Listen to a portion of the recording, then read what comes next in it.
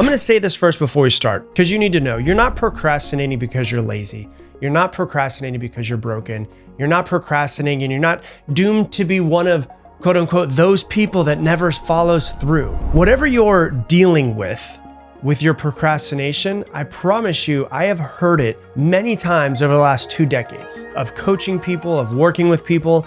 And I promise you this, you're normal. You're out there and you're going, there's something wrong with me. I'm one of those people who doesn't procrastinate. I don't know how to get past it.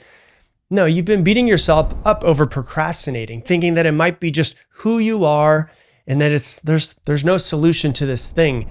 But it's not true. There's definitely a solution. And I'm going to teach you today the biggest part of the solution, the main reason why you procrastinate. And it's not your willpower. It's not your schedule. You don't need some new productivity app or new planner or something like that. Really what it comes down to and what we're going to dive into today is it is your nervous system and it is your brain working together to stop you. And I'm going to talk to you about why that is. I'm going to talk to you about how to actually get past that because your nervous system and your brain are doing exactly what they're supposed to do. I want you to know this before we go any further. Procrastination is just protection. Get that burned into your brain. Procrastination is protection. So next time you find yourself procrastinating, ask yourself, what am I protecting myself from? And then you really need to start to understand yourself from there. There's a part of your brain that's called the amygdala, and its only job is to scan for threats and to keep you alive and not let you die. And the amygdala is one of the oldest parts of the human brain. It belongs to what neuroscientists call the limbic system, which is part of the quote unquote reptilian brain, is what they call it, which is also called the primitive brain.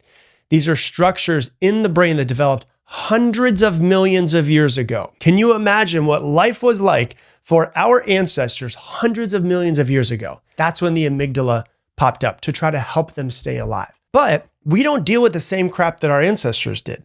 We don't have to worry about a tiger coming out and attacking us. But when you sit down to write that proposal or to launch that business or to start the workout plan or to speak your truth and put it out on social media, your amygdala lights up like a Christmas tree. And it says, warning, unknown territory, this is a threat, keep this human safe, do whatever you can to trick them to not do it. And then your body just floods with tension. You feel fear, your thoughts start to spiral. Suddenly you feel tired or you feel hungry, or maybe you're just confused about where to start and you don't do anything. And we're like, oh, it's because I'm lazy. No. It's your brain trying to keep you safe. This is the reason why I say your fears will scream at you and your inspiration will whisper. Your system is literally louder. It's screaming, danger, danger, danger, when it's trying to protect you from something. And your brain doesn't care about your dream life when it thinks that you're actually under attack.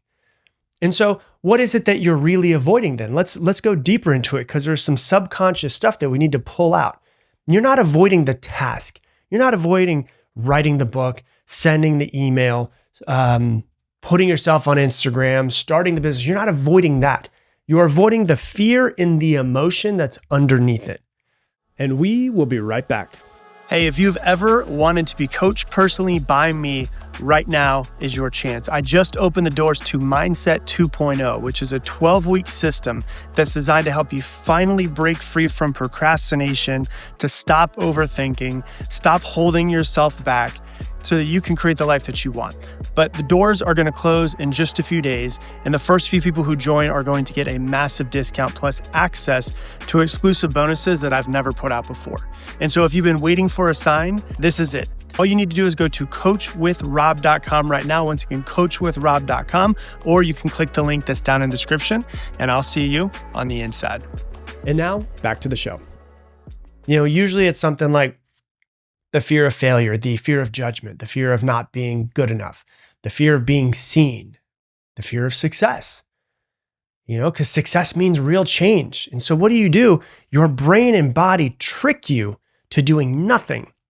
And we call it procrastination. We call it laziness, but it's you being tricked by your brain. So you stall, you get your phone out, you scroll on Instagram for 45 minutes. You tell yourself, oh, I don't feel really good. I'll start on Monday.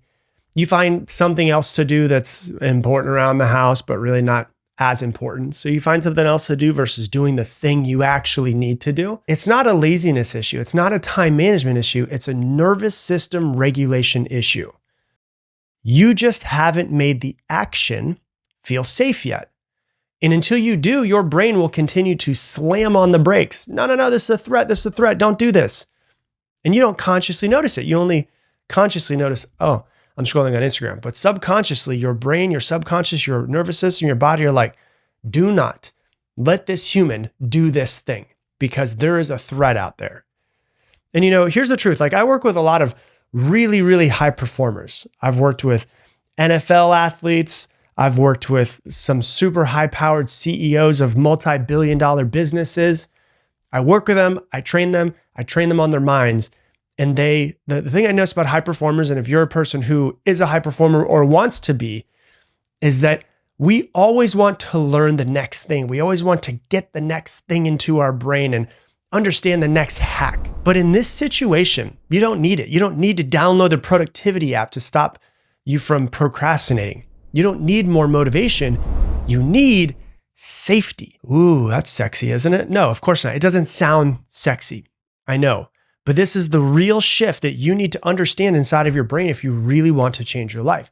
You don't need anything else if you're procrastinating except the feeling of safety.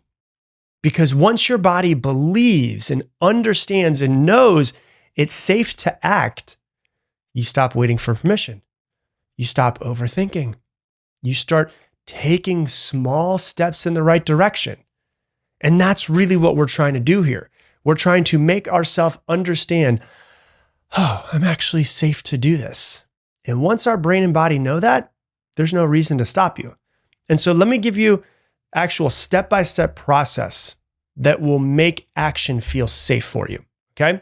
So number one, you have to understand you got to work on your body before your brain. And so a lot of times we're like, I need to change my thoughts. No. What you really need to do before anything else is you need to change your body. You need to change your body. Your body needs to viscerally feel that you are safe and you are okay. Because when your fear response kicks in, your logic goes out of the window. And neuroscience shows this. This is why they say when emotions are high, logic is low. It's because when you actually have a high emotional or high fear, your brain actually stops sending as much blood flow to your prefrontal cortex, which is your decision-making part of your brain. You don't need logic. You don't need to think differently. You need to calm your damn body down before you can do anything else. You need to get out of your head and you need to get into your body. And so before you try to reason with your procrastination and with your laziness and with your doom scrolling, you got to move to your body first. So a couple ways you can do is you can stand up. Maybe you notice yourself, I need to go build my business. And then you're 15 minutes straight on Instagram and you're like, hold on, something's going on here. And I feel really anxious to grow my business. I don't know if I really want to do it. It doesn't really feel safe. You need to stand up. You need to shake out your arms, shake out your legs, act like an idiot. If no one's around, just move as much as you possibly can. And one of the ways you could do this as well, just shake everything out if you want to for a minute, 2 minutes.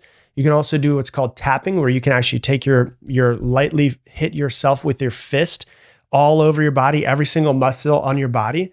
And you could just do light tapping throughout your entire body. You can do, after you do that and you get your body kind of moving and get some of the anxiety out of your body, do a minute of deep breathing. And, the easiest type of breathing for people to remember is something that's called box breathing. It's just a box. So there's inhale, hold, exhale, hold.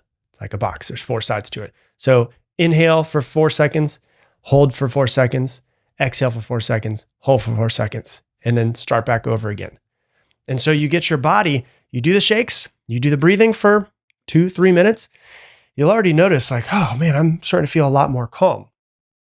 Then here's what I recommend. If you don't have a cold plunge or you don't want to take a cold shower, the fastest way to do this is to get a bucket or whatever it is that you have around your house or in your kitchen, fill it up with cold water, and then fill all of the rest of it with ice. Let it, move it around for a minute or so, and then take your face, don't do this for too long because I don't want you to drown in a bucket of water in your kitchen, obviously, but take your face, put your face in it for a few seconds so that you're actually starting to wake your body up and you're completely changing your state from what it was earlier. And what you're doing when you do these types of things, you're trying to tell your body, we're not in danger. Like, we're safe. Let's go.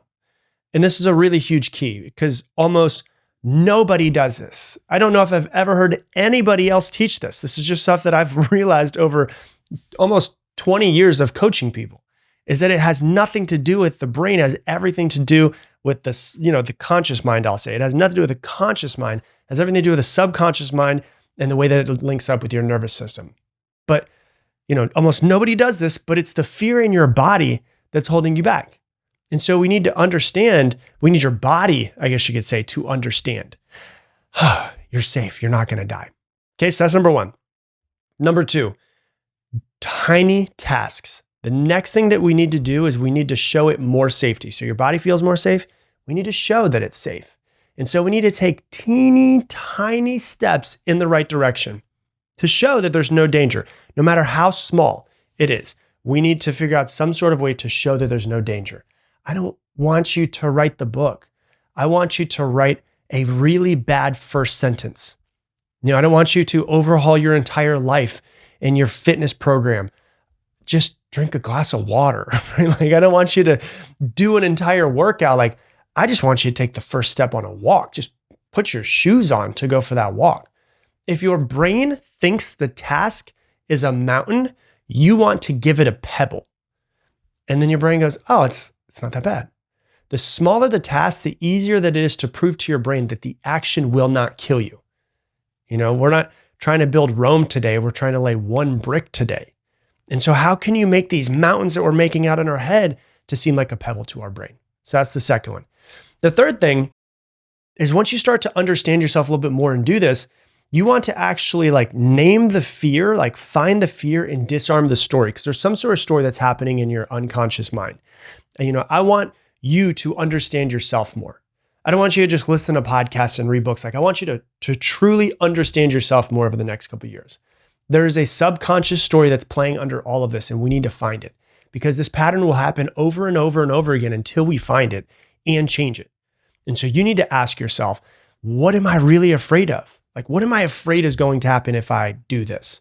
If I fail at this thing, what does it say about me? Whose voice am I hearing when I meditate? Because our fears like to kind of thrive in the shadows. They kind of disappear and we don't know that they're really there. We want to call them out. We want to put a spotlight on them to bring them out to the light, because it's never as scary as we think that it is. And when we speak about it, it's like, oh, I'm really making a mountain out of a pebble. And so if you have okay, I'm noticing the fear of failure. What if I fail? The story is something probably if I try and I fail, it proves that I'm not good enough. And this one's pretty sneaky for people. It sounds like perfectionism. It shows up in endless planning and tweaking and waiting for the quote unquote right time. And so you procrastinate. Why do you procrastinate? Because starting means risking failure. And failure, to your subconscious, it's not just about the task, it's about your self-worth. And so whose voice is behind that? It might be a critical parent that expected perfection from you. It might be a coach or a teacher who made your mistakes shameful. It might be your own inner critic that you've trained over years and years and years of judgment. And so what do you want to do? The antidote is to ask yourself, if failure doesn't mean I'm broken, what else could it mean? Am I willing to grow and be okay with failing? Do I expect to fail on this journey? And you're trying to change your narrative around there by asking yourself questions to see a completely different perspective than you've been seeing. Another fear that pops up a lot is what will they think, in some sort of way? Fear of judgment, opinions, whatever it might be. And the story is if I put myself out there, people are just going to judge me and I'll get rejected. And this fear is really hard because, we have this primal need to belong. And so in the moment where you want to put yourself out there, share your voice or share your ideas or share your truth, this fear will slam on the brakes. And so you procrastinate because taking action equals being visible. And visibility means vulnerable. And when you have rejection, it equals massive danger to your nervous system. Oh my God, I'm not rejected. I need to be around people. I need to be accepted, because there's that primal part of our brain that's I need to be in the tribe. And so there might be somebody else's voice behind it. There might have been kids who bullied you for being different when you were a kid, the family member who mocked you when you were younger for your dreams, or the toxic ex or friend who made you feel like you were too much. And so the antidote in this situation is to ask yourself, like, rejection from who exactly? Like, what does rejection mean to me? Is rejection fatal? Am I still, like, whose approval am I chasing? Do I even want that person's approval? And so that's number 3. Number 4 is to connect to the why. Like, you need a mission, you need a purpose, you need something bigger than you, something that is bigger than the discomfort of starting. You need to ask yourself, like, what is this? Who benefits from me succeeding? Why was I born to do this? How will this change my family's lives? My very first mentor used to always tell me, my first coach that I hired when I was 19 said, when your why is strong enough, your how will reveal itself. And so when you think about quitting, remember why you started. That's number 4. And the number 5 is to actually schedule failure time. This one's huge. It's a game changer. Make failing a part of your plan. Write 30 minutes of bad copy. Take 15 minutes to record a messy podcast episode. Take 1 hour to test stuff that you're scared of. No pressure, no outcome. It doesn't matter if you completely screw it up. This is just practicing showing up for yourself. In my course Mindset 2.0, where I teach this type of stuff, the neurology of taking action and the psychology behind it, I call this fuck it up and figure it out, right? Because every time you show up, regardless of the results, you're teaching your nervous system that it's safe to try. And that's important. And so you really need to understand this. You're not lazy. You're just wired for survival. That's the real cure to procrastination, is finding the safety. It's not some life hack. It's not another app, but deeply knowing how your brain and your body work together. And when you teach your nervous system that it's safe to start, it's safe to be seen, it's safe to fail, it's safe to suck a little bit and to not be good for a while. And you will get better over time. And then your brain goes, it's safe for me to try these things, because you're not here to live under some sort of fear. You're here because you're supposed to build some sort of life that excites you, that helps you and helps other people, even if it does scare you. And so I really want you to understand that this is the thing that you need to do if you're trying to stop procrastinating. Hey, thanks so much for watching this video. Based off of what you've been watching recently, YouTube thinks you should watch this video next. It's perfectly crafted for you. And if you want to subscribe so you never miss another video, click that button right there.